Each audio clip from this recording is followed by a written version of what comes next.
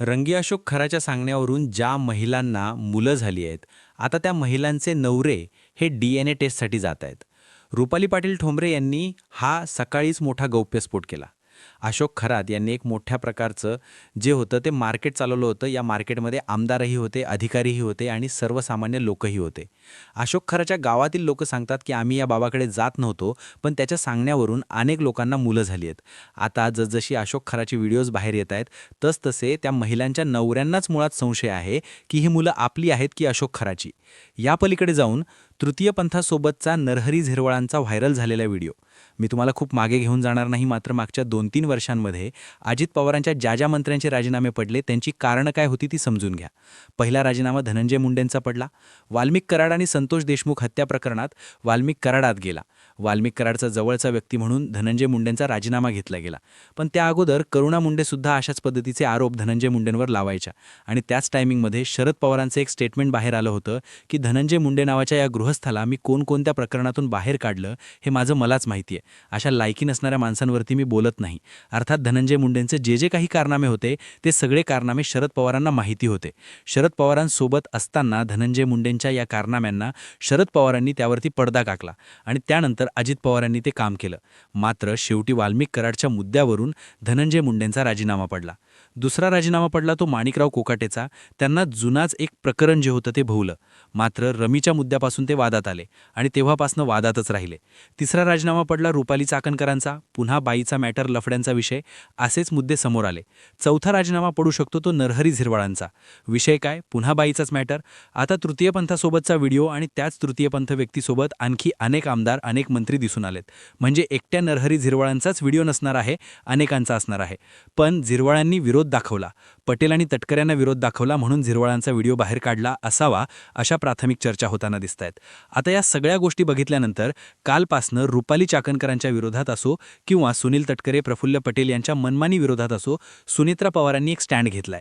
तो स्टँड म्हणजे निवडणूक आयोगाला पत्र लिहिणं आणि 28 जानेवारी म्हणजे अजित पवारांच्या निधनाच्या दिवसापासून तर आजपर्यंतच्या दिवसापर्यंत माझ्या व्यतिरिक्त ज्यांनी कोणी पत्रव्यवहार केला असेल त्यांचा पत्रव्यवहार वैध ठरू नका, अर्थात अवैध ठरवा.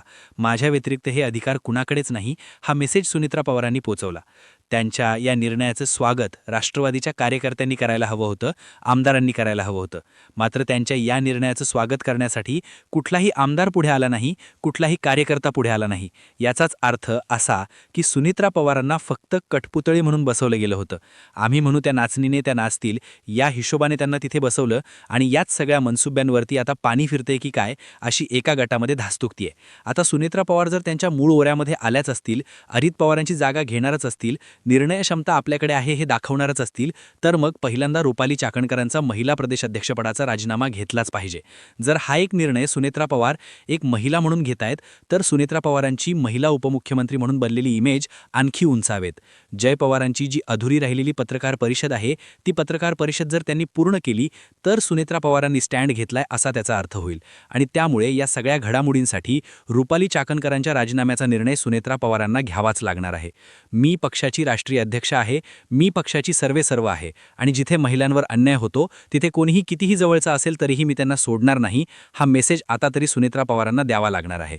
अजित पवारांनंतर सुनेत्रा पवार तितक्याच ताकदीनिशी किंवा मग त्याहीपेक्षा जास्त ताकदीनिशी पक्ष सांभाळू शकतायत, हा मेसेज पोहोचावा लागणार आहे. आधीच अधिवेशनामध्ये अजित पवारांच्या अपघाताबाबत अजित पवारांचा एकही आमदार अमोल मिटकरी सोडून कोणीही या मुद्द्यावर बोललं नाही. यामुळे महाराष्ट्रभर संताप आहे. दुसरीकडे रोहित पवार अगोदर मुंबई नंतर बारामतीमध्ये अजित पवारांच्या अपघाताच्या तपासणीसाठी जी FIR करू पाहत होते, महाराष्ट्रात अजित पवारांच्या अपघाताची FIR घेतली नाही, हा मेसेज महाराष्ट्रभर पोहोचलाय. कारण ही FIR कर्नाटकामध्ये घेतली गेली आहे.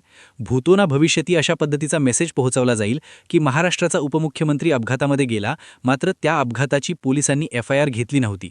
देवेंद्र फडणवीसांनी यामध्ये कोणीही दोषी असेल तरीही त्याचा मुद्दा आपण बाहेर काढू असं सांगून फडणवीसांनी स्वतःला या विषयापासून बाजूला केलंय किंवा जो दाग त्यांच्यावर लागलाय तो काही प्रमाणावर पुसला.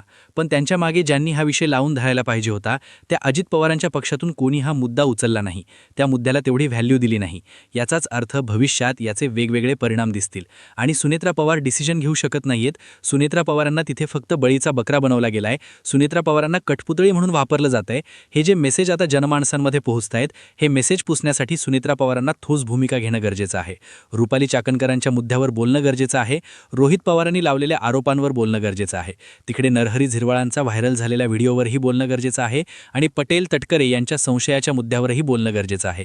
आणि हिरामन खोसकर, अमोल मिटकरी किंवा हसन मुश्रीफ, तिकडे छगन भुजबळ यांच्यासारखे आमदार मंत्री नेमकं काय म्हणतायत ते समजून घेणंही गरजेचं आहे.